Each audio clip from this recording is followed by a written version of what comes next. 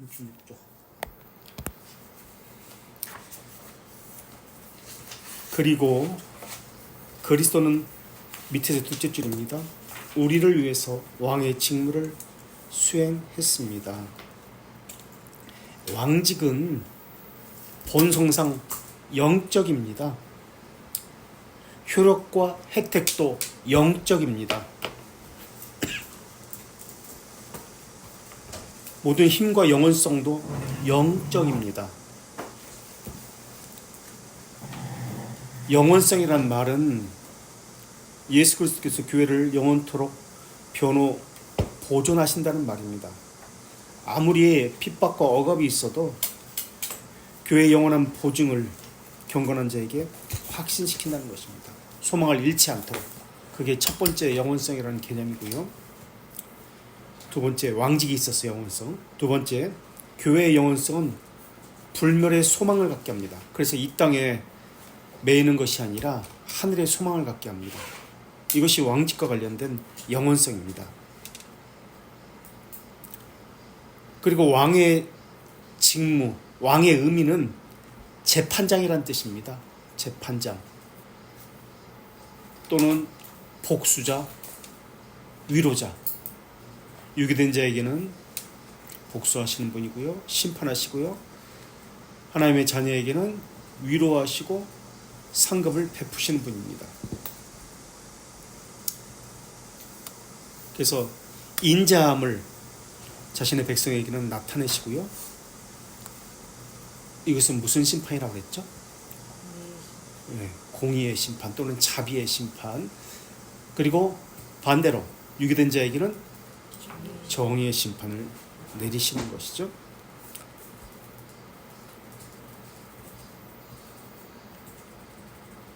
재판장이신 왕, 그리스도를 기름 부음 받은 자라고 부른 이유는 왜 그렇죠? 언제 기름을 부음 받았죠? 영원 전에 기름 부음 받았어요? 기름 부음은 성령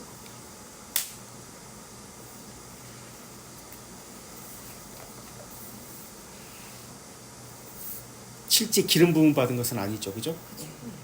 기름을 직접 부은 건 아닌데 언제 받았을까?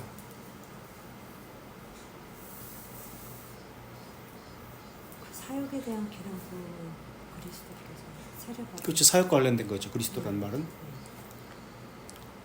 언제? 성령의 세례받을 때. 이사야 11장 2절. 이사야 11장 2절. 11장 2절. 그의 위에 여호와의 영, 곧 지혜와 총명의 영이요 무력과 재능의 영이요 지식과 여호와를 경외하는 영이 강림하시리니. 네, 그게 바로 기름 부음 받았다는 겁니다. 여호와의 영, 지혜, 총명, 모략, 재능, 여호와를 경외하는 것, 그 위에 강림했기 때문에. 이게 언제 나타나죠? 세례 받을 때죠. 그렇죠. 굶주리고 목마른 자에게 생명을 주십니다. 풍성함을 주십니다. 성령을 주신다는 말이죠. 왜 성령을 주시죠?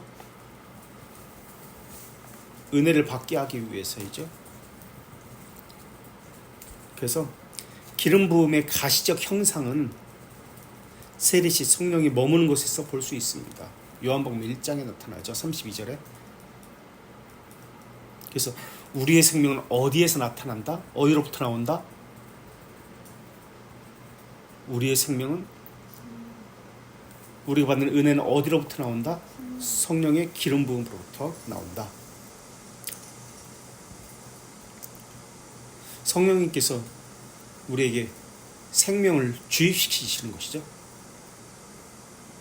그래서 생명을 향해 나아가게 하죠. 반대로 사탄은 사망을 향해서 나아가게 합니다.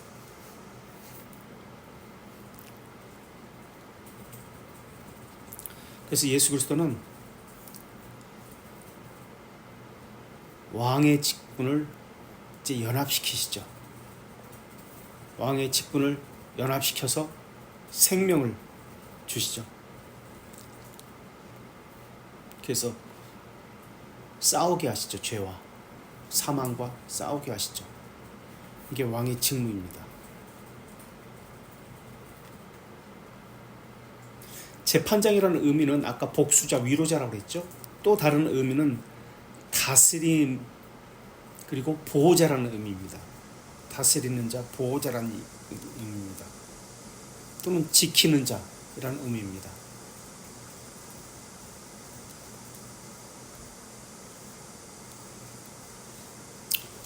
그래서 왕으로서의 첫 번째는 재판장으로서의 왕이시고요. 재판장이신 왕이시고요. 두 번째는 교회와 함께 하시는 왕이십니다. 첫 번째는 재판장인 왕이시고 두 번째는 교회와 함께 하시는 왕이십니다. 교회와 함께 한다는 것은 보호하신다는 의미죠. 지키신다는 의미죠.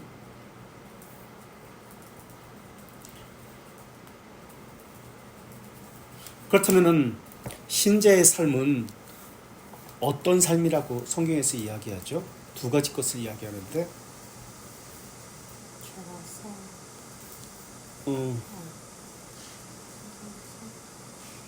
십자가를 지는 삶과 자기를 부인하는 삶, 이것이 어렵고 힘듭니다. 그런데 어떻게 이것을 이길 수 있나요? 무엇 때문에? 왕지기를 통해서 기름 부음을 받죠. 성령께서 기름 부음을 주셔서 생명을 향해 나아가게 합니다. 그래서 죄와 싸우고 사망과 싸웁니다. 이것을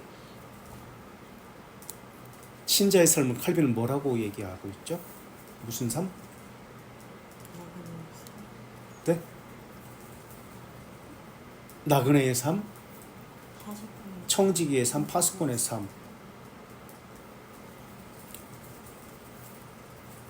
그래서 경건한 자의 삶은 유배 생활과 같다라고 이야기합니다. 자, 그렇다면 이것을 이길 힘을 얻으려면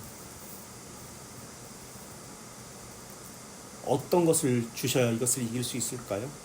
십자가를 지는 삶, 자기 부인의 삶을 하려면 이 땅에서의 유배와 같은 삶을 이기려면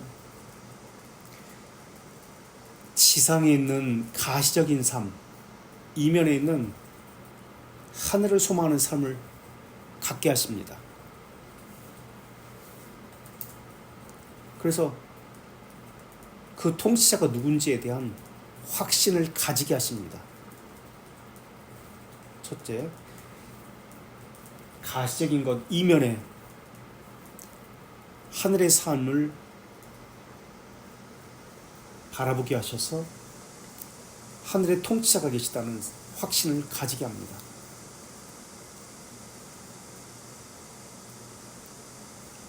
하늘의 통치자가 있다는 확신을 가지게 하고요. 두 번째, 우리의 행복은 하나님의 지배하에서만 얻을 수 있다는 것을 확신하게 하십니다. 그래서 어거스틴은 하나님 안에서 안식을 찾는다라고 이야기하죠. 하나님 안에서만.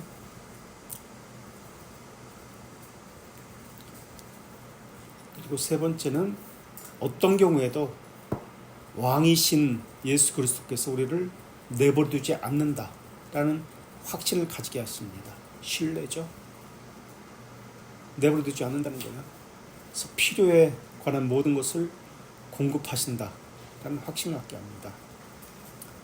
어떤 경우에도 왕이 우리를 내버려두지 않는 거죠. 자기 백성이기 때문에 보호하고 필요를 제공하시는 거죠.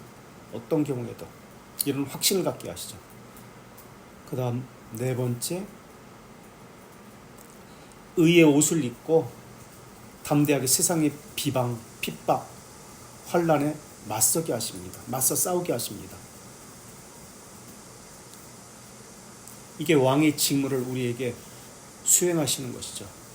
그래서 크게는 재판장이신 왕으로서 두 번째는 교회와 함께 하시는 왕으로서 우리에게 이러한 것들을, 교회와 함께 하시는 왕으로서는 네 가지 것을 우리에게 행하십니다.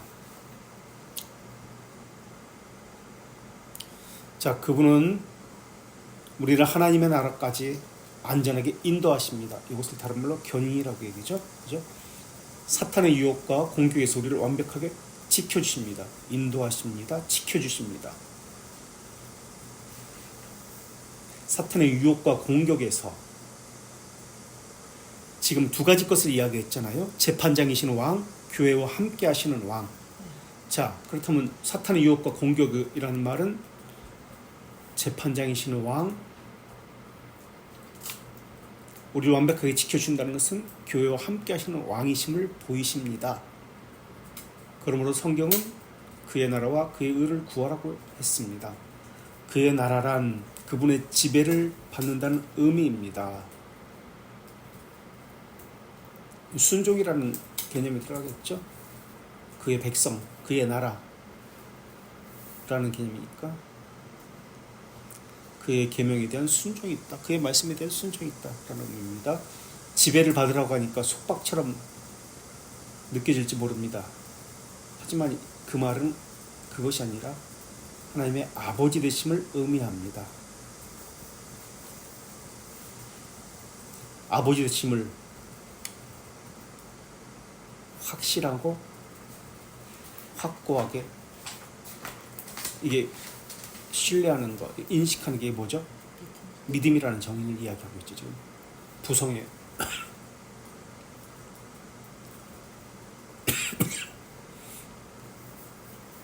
아버지신 하나님은 우리를 지배하고 보호하고 이끄십니다. 왜 보호를 받아야 됩니까? 왜 이끄심을 받아야 됩니까? 경건한 자의 삶은 나그네의 삶, 초소, 파수꾼의 삶, 유배 생활과 같기 때문에 그렇습니다.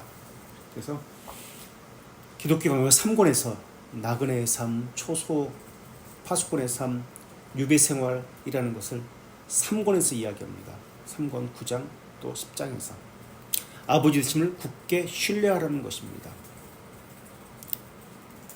삶에 대한 확신, 지상의 삶에 하나님의 통치에 있다고 믿는 삶, 인식하는 삶, 우리는 세상 끝날까지 함께 하신다는 약속, 함께 하신다는 약속은 교회와 함께하는 왕이신데 버리지 않는다는 뜻이죠. 버리지 않는다. 함께한다는 버리지 않는다는 뜻입니다. 그렇기 때문에 의의 옷을 입고 세상과 맞서야 한다는 것을 이야기하죠. 이러한 약속을 신뢰하고 지상의 삶을 마무리합시다. 지상의 삶을 마무리한다는 말은 우리 행복은 이 땅에 있는 것이 아니라 하늘에 있습니다. 아까 교회와 함께하는 왕의 네 가지에서 이야기했던 것들이 이게 지금 이야기하고 있습니다. 자, 여기까지 삼중직에 대해서 있습니다.